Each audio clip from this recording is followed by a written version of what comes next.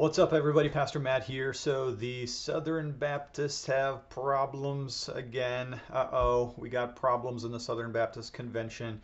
We got plagiarism issues, folks, that we need to deal with. Now, I'm going to be the first to say I don't keep up on the SBC. Haven't been Baptist ever in my life, never been a part of a Southern Baptist Convention church, so these problems aren't my problems. We got our own Presbyterian problems to deal with, and if you're tuning in here for a quick couple of name drops, I'm definitely not going to get into that today. I'm not interested in wading into the debate amongst the Baptists and or taking sides amongst the famous stalwart influencers in the Southern Baptist Convention. I'm not here to do that. If you're looking for sort of a cheap thrill name dropping gossip session, this video isn't going to do it for you. You'll probably be disappointed here, but I did want to discuss the issue of plagiarism because it is at the forefront of a lot of conversation these days. People are talking about pastoral plagiarism in the pulpit, the appropriateness, the inappropriateness of using other people's content in their sermons. Now, again, I'm not going to do any name dropping here because I don't know the ins and the outs of all this stuff, nor do I care. Again, we Presbyterians, we got our own problems. But apparently what happened is there's a couple of very well-known Southern Baptist Convention preachers, one of which who has apparently borrowed on a number of occasions some structural and or illustrative content from another person's sermons, perhaps once, more than once, a bunch of times. I don't know, I'm not following the details, but apparently it's happening. And this brings to the fore the moral question of whether or not it's appropriate to plagiarize another person's sermons or writings or books. Of course, the answer to that is no. Plagiarism is an intellectual sin. It's the stealing of ideas and the passing them off as though they were one's own. But nevertheless, there may be some legitimate reasons why a person might borrow content from another person, and we're going to get into some of the moral issues of that today.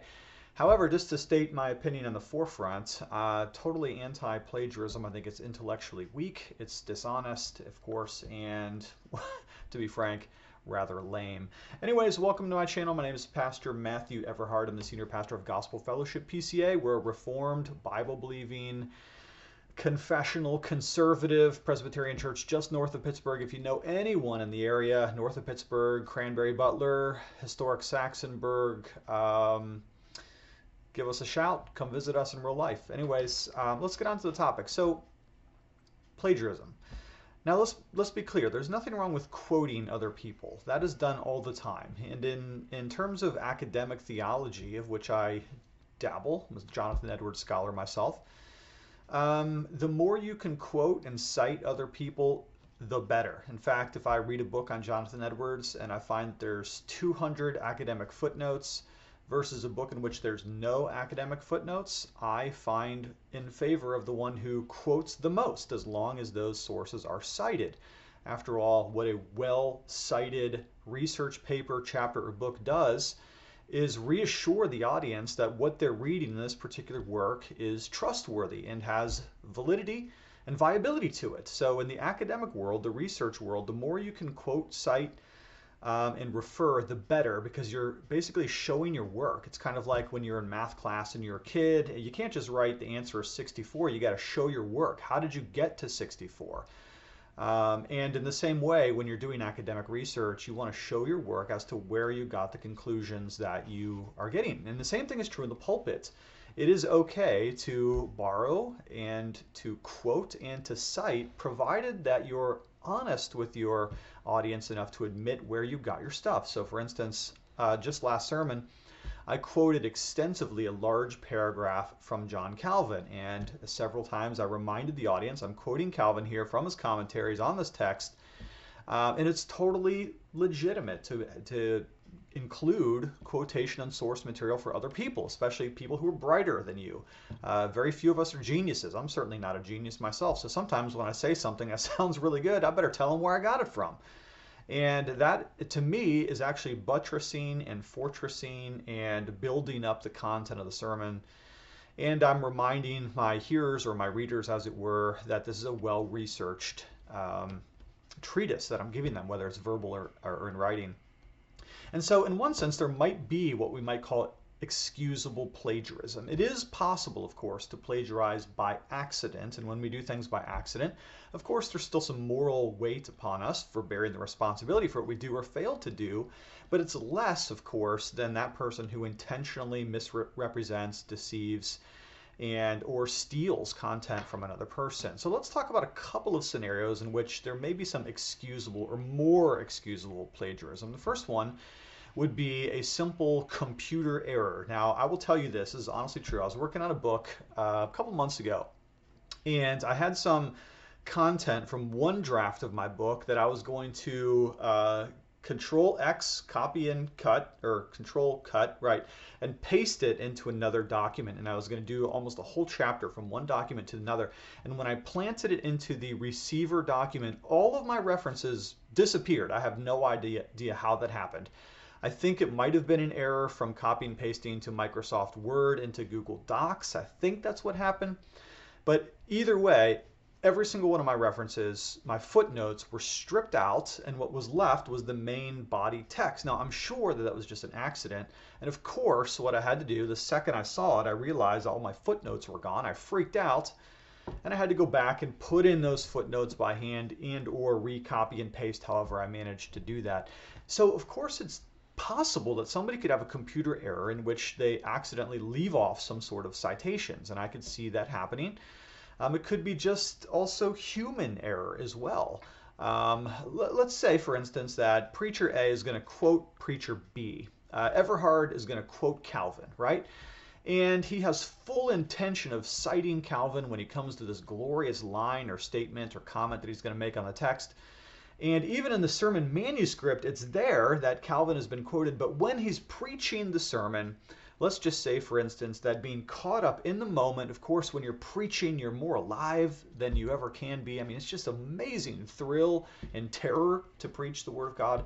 It's possible, of course, that you could be overwhelmed in the moment and simply forget to say that I got this idea from John Calvin, or as my professor John Frame used to say, and then you lead into that section. So that's entirely possible too. And if that's what happened in these instances, then of course we can extend some grace to somebody who intended to cite a source and merely forgot. Not only that, but it's also possible that we could have some similarity of ideas. After all, we Christian preachers, we're telling the same story over and over again every single Sunday, the life, death, and resurrection of Jesus Christ. And inevitably, there's going to be some overlap of ideas. Now, you'd be surprised, though. I've actually preached the same text as my associate pastor on a couple of occasions, and our sermons are vastly different, extraordinarily different. Even though we're preaching the same text, we all believe that the Word is inspired and inerrant and infallible, and yet our sermons are totally different. But it's possible, it's conceivable that in 2,000 years of preachers all over the world expositing the Word of God, that there might be some similarity of ideas. That could happen accidentally and unintentionally. Now, let me give you an illustration of this. The other day I was preaching on suffering, and I had an original idea. I'm very sure that this is my idea, that suffering exists in three categories. There's moral suffering, which is as a result of the fall. There's transgressive suffering, which is that suffering that we bring into our lives when we make a mess out of our lives because of sin and error. And then there is providential suffering, when God is doing something much bigger than us. He's working in the whole scope of redemption history. So the first category is we all die, we all get sick, our bodies are going to break down, called that mortal suffering. And transgressive suffering you bring into your own life, and then providential suffering is fulfilling the greater plan of God. And these were my constructs, my categories. I made and labeled these boxes. But as I was preaching the sermon, I told my church, like, you can't look these up in a systematic theology because these are my categories. The second I said that, I'm like, oh man, watch there be somebody else who said something similar. Maybe slightly different labels or whatever, and then I would get called on borrowing an idea that wasn't my own. Now, in reality, it was my own idea. But in 2,000 years of Christian preaching, I'm sure somebody else came up with something similar to that in terms of the kinds and types of suffering. So if that was an accidental overlap, then of course, again, we can extend some grace. My eye's bothering me here. Sorry about that. And then, of course, there's what I might call cliche illustrations. Now, a good preacher shouldn't use cliche illustrations because whenever you come to the text and you're doing the real work of exposition, application, illustration, there's really no excuse for doing something so lame as using a cliche illustration. Now, here's what I mean by that. There are certain illustrations that have been used so often, they've been around the same block 4 times. Everybody's used them at least once, and the audience even knows what you're gonna say before you say it. So for instance, practically every preacher has used that story about the person who, there was a flood and he said no to the life raft, and then he said no to the rescuer, and then he said no to the helicopter, and he just kept saying no, waiting for hope to come, and then finally he died. And I've heard that illustration from a number of preachers. It's totally lame, it's boring, everybody knows the illustration. That, of course, though dull and rather lame and quite silly to use that kind of illustration, I suppose we might call that an excusable form of plagiarism. Now let's get into some inexcusable types of plagiarism though, because I think there are some that are far worse than this. The first one would be blatant theft.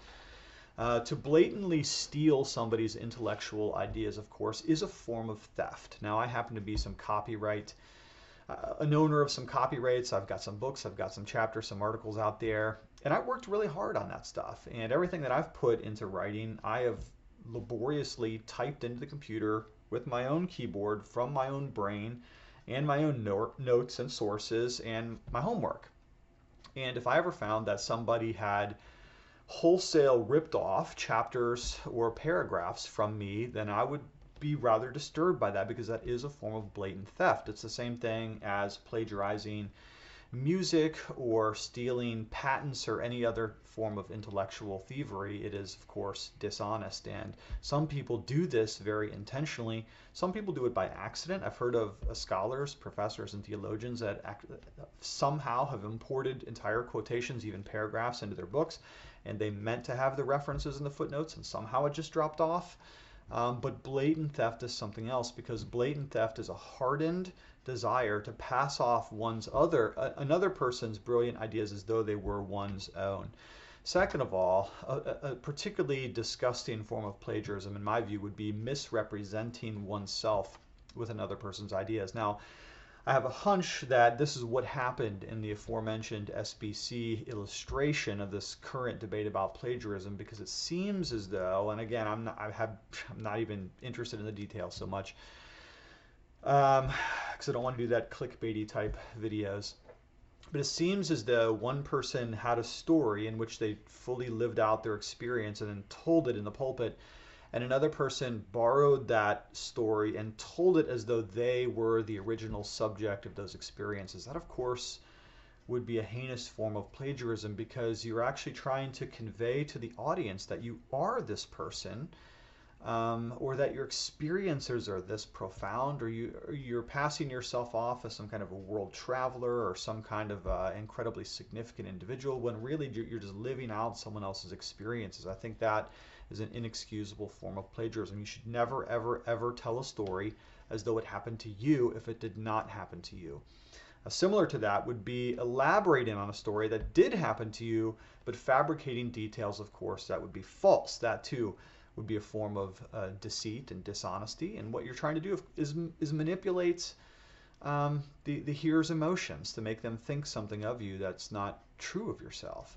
Okay, third, the buying of sermons wholesale. Now, I've never done this, and I wouldn't respect somebody who did, but apparently there are sources, there are groups on the internet that you can look up and you can Google it yourself, but you can buy sermons and even book content, chunks of it, large chunks and swaths of it. And apparently what happens is a lot of these famous pastors out there who have pressure on them to write a book a year, what they end up doing is cutting the corners in some area of their life.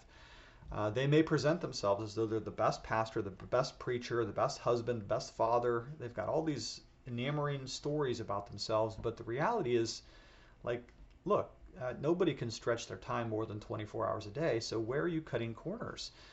Some people, apparently, you can buy entire sermons. You can buy entire sermon series, and you can even preach them as though they were yours. And the reason that this is deceitful is because you never tell the audience that that's what you're doing. And why wouldn't you do that? Because it's shameful, of course. Nobody would actually tell their audience, hey, I bought this one out of a book.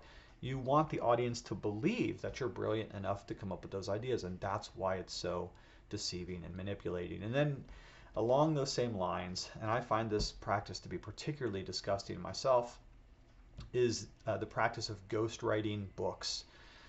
It's sad, but it's true. Christians and many famous pastors are ghostwriters or have ghostwriters for them. A ghostwriter is somebody who writes an entire book for you, and then you put your name on the cover. I've been told from sources that there are some very well-known writers who don't write their own content. And again, as somebody who struggles, I'm just in a little church over here in Valencia, Pennsylvania. Most days, my staff is, 3 to 4 people here in the church. We've got 200 some people in our congregation. And yet, I try the best I can to put out my articles on modern Reformation and to write books and chapters and contribute things in the field of Jonathan Edwards studies. Is it hard to do that? Yes, of course it's hard to do that. Some days I feel like I'm running out of time. I'm either not able to eat, shower, or go to the bathroom. It's like I'm stressed and I'm pressed, and I got little time to do everything that a small church pastor needs to do, and yet I try as diligently as I can to contribute in the areas that I can. And when I find out that there are big pastors with big names, famous people, television shows, radio programs, all that you would know of if I mention their names, that they have ghostwriters doing their books and they never tell the audience that that's what they're doing, I just find that to be sad and disturbing. Because what are they doing? They're building a brand. They're trying to build a brand around their own name, and they're intentionally trying to manipulate and deceive the audience into believing that they have all of these skills and gifts and talents that in fact they don't have. And if they don't even write the books of which their names are on the cover, then they don't have the talent or the ability to write, and they shouldn't pass themselves off to be somebody that they're not. All right, well, I hope that was a good enough look into the ethics of plagiarism, both in the pulpit and in print. Thank you so much for watching this short video. Other stuff coming on this channel. Of course, tons of stuff already is here. Thank you so much. Love you lots, and talk to you later.